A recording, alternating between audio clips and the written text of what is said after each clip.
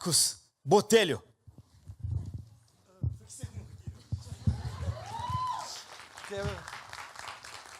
Bom, estava esperando uma poesia, mas não veio. Tudo bem, gente? Tudo bem? Vocês estão legal? Estão com medo de responder? Hoje está meio interativo, né? Tá chato, né? Assim, deixa eu em paz. Esse tema aqui é um tema... a gente tem, aqui na Glocal, a gente tem eixos temáticos, né? Então tem filosofia, aí traz um eixo. Aí a gente tem o eixo literatura, tem o eixo pop, HQ, filmes, tecnologia, e tem o eixo Elias. Eixo brisa. Que assim, o Elias, a gente sempre fala, você vai falar alguma coisa, ele trouxe loucura. E a gente tem um processo de organização muito bacana, que é um processo que uma semana antes eu recebo um brief e tudo. E ele me mandou um áudio ontem à noite dizendo assim, Marcos, amanhã a Glocal é aquela que a gente mata no peito. Esse foi o briefing que eu tive. E aí, a minha sorte é que a minha história com loucura já faz muito tempo, cara. Esses tempos eu estava sentado com a minha família, naqueles negócios da gente lembrar coisas da infância e jogar na cara dos pais. Sabe, você já teve esse tipo de papo? De vez em quando eu tenho, e machuca até minha mãe e meu pai, porque a gente joga algumas coisas, eles jogam também. E eu lembrei de um episódio que me marcou muito. Com 8 anos de idade, eu era uma criança que, segundo meus pais, gritava muito, assim, era muito escandalosa. Eu era muito criativo, muito inquieto. E aí, minha mãe teve uma ideia de me levar no médico para ver se eu tinha problemas mentais. E aí, a melhor das ideias, eu lembro que minha mãe, a cidade de Arujá, mais no interior de Arujá, Mirante, assim, a gente ia vir para um doutor aqui em São Paulo, todo mundo entrou no Fusca Azul, e ela trouxe meu irmão e minha irmã para esse exame. Eu lembro direitinho que eu cheguei lá no médico e ela levou para dentro o meu irmão. Você não faz isso. Você não vai fazer um teste num filho mais novo e leva o irmão mais velho. De loucura. Você está sacando o negócio? Tá onde a gente está chegando? Eu lembro que ele botou assim várias coisas na minha cabeça e gastei um tempo lá para medir o nível de doideira que eu tinha. E eu não estava entendendo direito, era muito novo, e eu lembro que meu irmão, uma hora, o médico, aquela hora que a gente sai, e depois o médico chama só os pais, e meu irmão falou, você sabe o que está acontecendo aqui. Aí meu irmão é 4 anos mais velho que eu, falei, não, você é louco. A mamãe não vai confirmar, mas você sabe. E eu sabia. Eu falei, eu sou louco, porque eles estão botando esse troço. E aí eu fiquei desesperado. Aquilo foi uma das coisas, assim, muito traumáticas. E eu lembro que o médico... Agora no papo, minha mãe falou, sabe o que o médico falou, Marcos? Ele falou assim, seu filho é normal, falta cintadas. Esse foi o diagnóstico, ele cobrou caro para falar isso. E, na verdade, eu lembro que depois o meu irmão era proibido, eu não podia... Tinha 2 palavrões que a gente não podia falar. Eu não podia chamar meu irmão de endemoniado, que é o que eu sei que ofendia ele, e ele não podia me chamar de louco. Mas o meu irmão sempre tinha um olhar que falava, você sabe. Ele só dava aquela torcidinha com os olhos assim? Você sabe. E aí eu lembro quando eu fui morar nos Estados Unidos, eu fui morar na Califórnia, um dos lugares mais ricos do mundo. Então a gente tinha aquele peso de querer também fazer uma ajuda social, né? Você tem que dar aquele contraponto na vida para não se sentir tão mal.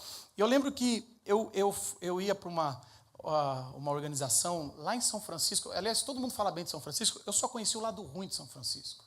Porque em São Francisco eu fui e eu trabalhei várias vezes na Jocum São Francisco, e lá eles cuidam, na década de 80 teve a lei que é anti-manicômio, e o problema é que eles fecharam todos os hospícios e manicômios, só que as famílias não buscaram os loucos, ou não buscaram os familiares, e todo mundo foi para a rua.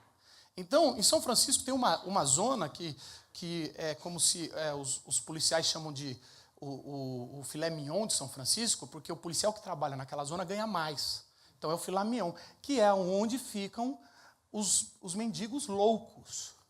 E eu lembro que a primeira vez, você sabe, assim, louco, você não sabe o que vem. A parada, a gente romantizou muito aqui também sobre o louco, a gente fala, pô, todo mundo tem que ser um pouco de louco, mas também ninguém quer ser muito louco.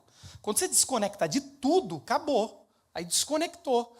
E eu lembro que eu estava com muito medo, sei lá, de um cara atacar, fazer. A gente tinha mulheres com a gente saía no meio da noite para entregar sopa, porque é muito frio em São Francisco no inverno, e a gente ia conversar com um inglês aportuguesado com os loucos. E foram momentos maravilhosos que eu passei lá, e eu pude perceber o tanto que eu e os loucos tínhamos muito a ver. Eu acho que minha mãe tinha razão quando ela levou, o meu irmão tinha razão. E eu comecei a perceber desse negócio, dessa desconexão com o mundo real, que na verdade a gente tem, e que quando a gente olha um pouco mais, como tudo na vida, como todo distúrbio, quando a gente olha um pouco mais com amor, com carinho, a gente começa a entender um pouco mais o universo, a gente vai entrando, e eu pude perceber que é muito menos perigoso um louco do que um são. É muito menos perigoso um louco do que alguém muito são, mas que é maldoso, que está planejando e quando você não tem como sair. Pegando esse paralelo, tem um texto, quando o apóstolo Paulo foi escrever para uma igreja em Corinto, onde tinha muito doido, onde tinha muito...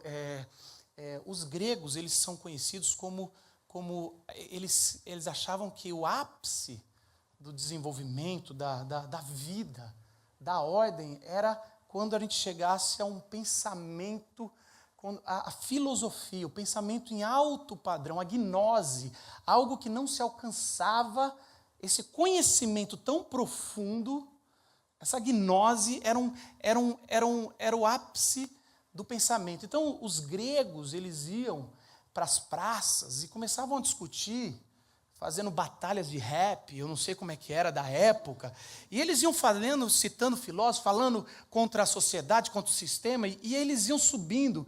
Só que o problema é que eles faziam isso por isso, e se autoabasteciam no conhecimento e na sabedoria, de saber a lógica das coisas, e isso eles tinham orgasmos de saber citar os gregos, e eles tinham isso. E quando Paulo foi escrever, tinha muito disso, isso estava entrando na igreja que Paulo tinha plantado em Corinto, era muito comum isso. E Paulo vai escrever um pouco sobre o que é a revelação de Deus através de Jesus. E ele vai usar um versículo, uma sequência de versículos, que eu acho interessante aqui, que eu queria compartilhar com vocês. Ele fala o seguinte, assim, na carta de Corinto 1, no começo, né? 22 a 25. Os judeus pedem sinais miraculosos, os gregos procuram sabedoria. Nós, porém, proclamamos a Cristo crucificado, a qual, de fato, é escândalo para os judeus e loucura para os gentios. Mas para os que foram chamados, tanto judeus como gregos, Cristo é o poder de Deus e a sabedoria de Deus, porque a loucura de Deus é mais sábia do que a sabedoria humana, e a fraqueza de Deus é mais forte do que a força humana. Interessante que ele vai fazer um paralelo sobre a revelação de Deus, ela é uma quebra de sistema de ordem. Ele vai falar que são duas classificações que tem ali, pessoas sãs, pessoas que estão na ordem, pessoas que estão procurando uma lógica, eles buscam. Tem os judeus, que procuram milagres, sinais, os religiosos, vamos dizer aqui. Então, para um religioso, ele tem um alto padrão moral, pelo menos no discurso, e ele quer coisas transcendentes para explicar o imanente. Ele quer coisas do além para explicar o que não se explica do presente. Por isso que ele pede milagres, por isso que quando a gente não quer, um religioso, quando está doente, não aceita. Ele ora, eu quero ser curado, eu não aceito essa loucura. Por isso que ele quer o caminho mais fácil. Religiosos oram para encurtar os caminhos e serem coisas mais fáceis. Por isso que religiosos às vezes acreditam que levantando a mão, fazendo assim, acontece, eles para de beber, para de fumar, para de sei lá o quê, muda a sexualidade, levantando a mão, porque a gente quer... Eu não estou dizendo que isso não acontece, estou dizendo que o fato desse ser a propaganda é os sinais miraculosos que Paulo vai falar. Os religiosos procuram milagres. Os gregos, eles querem sabedoria, eles querem estudo, eles não aceitam o transcendental, eles querem o racional, e eles, quando não dão certo, eles falam, é porque eu não estudei direito. A ignorância é o câncer dos universitários, secularizados, pessoal da USP, PUC, ou qual é que for. Eles pensam assim, quanto mais se estuda, mais a pessoa vai se elevar como ser humano. E se a gente ainda não tem algumas respostas, é porque não estudamos direito, é porque não discutimos direito. E a solução da vida e da sociedade é a discussão. E eles ficam gastando horas com discursos vãos, que não levam a nada, mas nós somos democráticos. Do nada. Nós discutimos, nós não ficamos só, não estamos aqui, vamos conversar. De novo, não estou dizendo que isso não tem o seu valor, como eu não estou dizendo do religioso, só estou dizendo como é a lógica. Quando Paulo vai falar, olha, nós pregamos, falamos do Jesus crucificado, isso é loucura para os gregos e escândalo para os judeus. O que ele quer dizer? A mensagem da revelação de Jesus não se encaixa nem na religião, nem no mundo secular. Nem na religião no sentido, olha, se você é religioso, Jesus vai te incomodar, porque Jesus, ele é o contrário do milagre, da coisa fácil. Ele é a banalização da vida, porque a mensagem de Jesus é sobre morte. É um Deus que morre, é um Deus ser humano, é um Deus homem, é um Deus que sangra, é um Deus que soa, é um Deus que vai no banheiro, é um Deus que tem medo e fala, me ajuda aí, ora comigo que eu estou com medo. É um Deus que fala assim, olha, não vou te curar não, porque eu tenho só pro... E a mulher dá uma invertida e fala assim, se até os cães comem do que cai da mesa, por que eu não posso comer também? Ela fala, gostei. Mas como mudou assim? Você não é Deus? Você não deveria ficar? Como é que você toma uma inversão de uma mulher? Numa sociedade totalmente machista. Porque e Jesus não tem medo. E o que é pior, os evangelistas não têm medo de escrever isso. Se alguém estivesse ali fazendo a revisão, fala, tira isso, depois vai ser difícil convencer que ele é Deus. Você não faria isso? Tira esse detalhe, está mal explicado. Jesus com medo da cruz? Não, tira isso aqui. Porque a nossa sociedade quer supermans. A religião quer supermans. A religião quer super-heróis. A gente quer milagre. A gente quer soluções que voam. A gente quer soluções que batem de frente, homens de ferro, homens que marcham para Jesus. Mas o lado de cá também não traz a resposta. Porque, gente, eu sou um cara que vivi nos dois mundos. Eu já me decepcionei dos dois lados e hoje eu não tenho lugar. Eu não sei o que eu sou. Porque eu sou um pastor, então eu ganho dinheiro com isso aqui. Se é que você me entende. Mas isso aqui eu sei que também no fundo. Agora, vim para cá, eu sei o tanto que o mundo é ilógico, é paradoxal. Mas não dá para entender Jesus. Ele é homem ou é Deus? Não, 50% homem, ele é 100% homem, 100% Deus, não dá para entender. A Bíblia tem erros ou não tem? Tem e não tem. Dorme com essa, meu amigo. Mas Deus sabe de todas as coisas e sabe do meu destino ou não sabe? Os dois, meu irmão. Marcos, você é em cima do muro. Bem-vindo à Bíblia. A Bíblia é isso, é paradoxal. Aliás, quando você resolve o paradoxo do Evangelho, da revelação de Deus, você deixou de falar de Deus e começou a falar dos homens. Os homens são lógicos, os homens são filosóficos. Deus é. E ele não precisa se explicar. Quando Moisés pergunta, quem é você? Qual dos deuses do Egito que eu estudei na minha infância é você? Ele falou, eu? Sério mesmo? Você quer que eu me defina? Por isso que os judeus nunca falam o nome de Deus, porque só definir Deus já é um sacrilégio. No mundo onde a vã filosofia, a filosofia não leva a uma satisfação do mundo. No mundo onde os milagres, a religião não leva à satisfação da vida. Vem Paulo falando que a morte de Jesus e a ressurreição, essa morte substitutiva, essa morte de um Deus que paga um preço pelo homem, esse amor que é sacrificial, esse amor que leva em consideração ao outro mais do que a si mesmo, esse amor que sofre e que morre. Essa coisa ilógica, essa coisa que a gente começa a ver, essa coisa ilógica que às vezes pinta no ser humano, que mesmo ele sofrendo, ele está feliz. Essa coisa ilógica de um médico que ganha muito e larga tudo para ir no Médico Sem Fronteira, num lugar de guerra, onde a gente não quer saber das notícias, mas ele está vivendo lá com pessoas que sofreram vítimas de guerra, mas estão... Esse amor ilógico é Deus com a gente.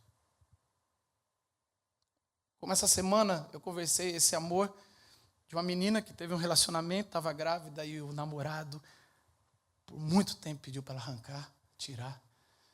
E ela falou, custe o que custar, eu quero preservar a vida que está em mim.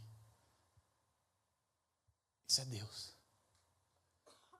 Coisas ilógicas, que a lógica falaria, não vai por aí. Deus se revela.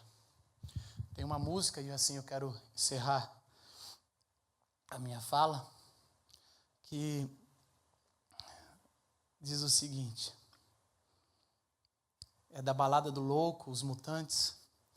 Ela diz o seguinte, dizem que sou louco por pensar assim, se eu sou muito louco por eu ser feliz, mas louco é quem me diz e não é feliz, não é feliz. Eu gosto dessa parte. Se eles têm 3 carros, eu posso voar. Se eles rezam muito, eu já estou no céu. Mas louco é quem me diz. Tem um filme que marcou muito minha vida, que é o filme Mente Brilhante, que conta a história de um matemático chamado John Nash.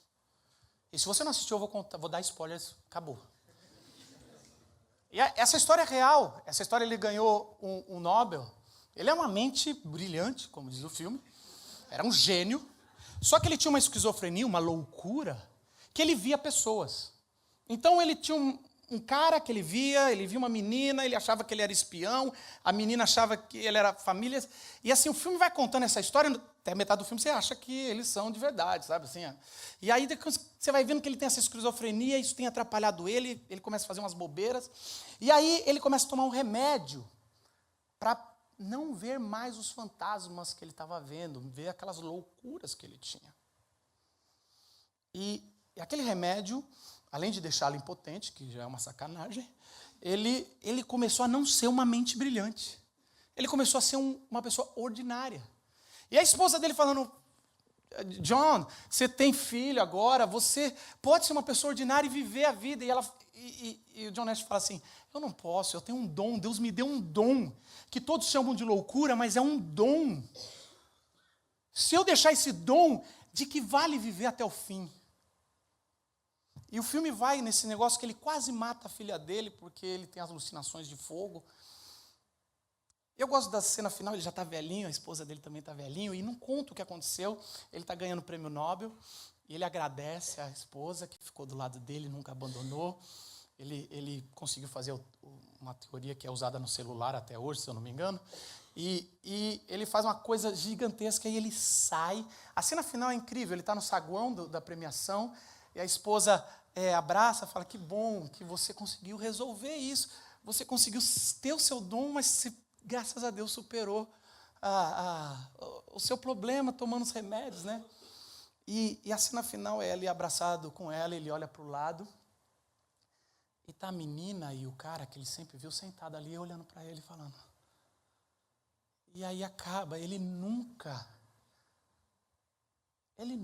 deixou de ver as alucinações dele, ele aceitou. O que eu quero dizer com isso? Para mim, isso é o que me chama. Existem alguns preços e alguns fantasmas nas nossas vidas que não adianta orar para um milagre para sair. A gente tem que conviver com eles. Algumas loucuras são nossas e nos tornam singulares, para que a gente possa viver o nosso dom. O que Deus faz na cruz não é te levar à loucura, é só te mostrar que você é louco. E a loucura dos homens é sabedoria para Deus. E o que é sabedoria de Deus é loucura para os homens. Portanto, se você não se encaixa bem-vindo ao reino de Deus. Provavelmente você vai ser usado grandemente na sua vida para amar incondicionalmente. Só os loucos amam incondicionalmente. Bem-vindo aos loucos, bem-vindo ao hospício. O céu é um grande hospício de quem entendeu que a loucura dos homens é a sabedoria de Deus. Eu queria convidar você a baixar sua cabeça e fazer a sua reflexão doida. Talvez você é que nem eu. Eu sou tão doido que eu não chego quase nunca no final de uma oração silenciosa. Porque sempre eu vou para um outro lugar. A minha imaginação me toma. E eu tinha rancor disso, eu tinha um trauma, e depois um dia eu aceitei. Eu deixo viajar e deixo Deus se revelar nas minhas viagens. Talvez você não consiga se concentrar nem 10 segundos. Mas viaja com a consciência de que Deus está presente, respondendo suas orações, entendendo sua loucura. Queria orar com vocês e por vocês. Senhor Jesus, obrigado, Pai, por esse espaço de conhecimento, espaço onde a gente pôde entender um pouco mais sobre o ser humano, sobre a diversidade, Senhor. Obrigado porque a música nos envolve. Obrigado pela espiritualidade que o Senhor nos deixa ter, Senhor. Não nos deixa cair nos polos onde a gente confie, nos milagres ou na sabedoria humana, Senhor, mas que a loucura de Deus nos invada, Senhor, e que a gente entenda, Senhor, que a vida é feita de loucos. E essa loucura do amor incondicional, Senhor, possa nos invadir, porque o Senhor nos amou primeiro. Em nome de Jesus. Amém. Tudo que a gente mais deseja, mesmo não sabendo bem do que se trata, tudo que é sorriso de felicidade.